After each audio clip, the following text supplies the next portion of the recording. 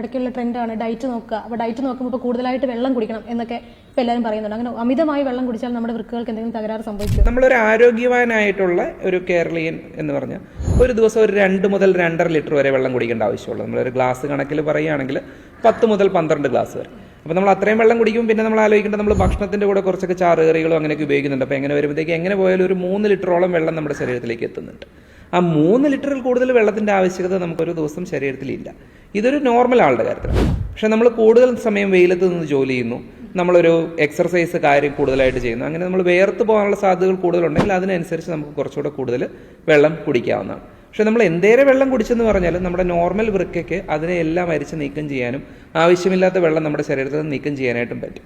ഒരു വെള്ളം കുറച്ച് കൂടുതൽ കുടിക്കുന്നു എന്നുള്ളതുകൊണ്ട് മാത്രം അത് വൃക്കയ്ക്ക് ഒരു പ്രവർത്തനശേഷി പ്രശ്നം ഉണ്ടാക്കേണ്ട കാര്യമില്ല. കാരണം ഈ കുടിക്കുന്ന വെള്ളം എല്ലാം നീക്കം ചെയ്യാനായിട്ട് വൃക്ക കുറച്ചുകൂടെ കൂടുതലായിട്ട് ജോലി ചെയ്യേണ്ടി വരുന്നുണ്ട്. അങ്ങനെ കൂടുതലായി ജോലി ചെയ്യേണ്ടി വരുമ്പോൾ മുൻപോട്ട് വരുമ്പം ചെറിയ പ്രശ്നങ്ങളും ഉണ്ടായേക്കാം. അതുകൊണ്ടാണ് നമ്മൾ ഈ ഒരു 10 മുതൽ 12 ഗ്ലാസ് വരെ വെള്ളമാണ് ഒരു ദിവസം നോർമൽ ഒരാൾക്ക് വേണ്ടി വരിക എന്ന് നമ്മൾ പറഞ്ഞു വെക്കാൻ കാരണം.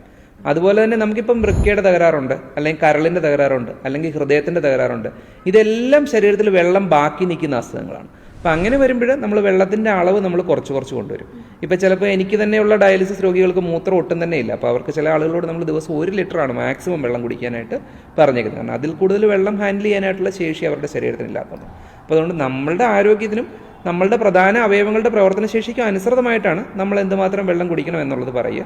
ഒരു ബ്ലാങ്കറ്റ് ആയിട്ടുള്ള കണക്ക് പറയുകയാണെങ്കിൽ 10 മുതൽ 12 ഗ്ലാസ് വരെ ഒരു ദിവസം കുടിക്കേണ്ടതായിട്ട്.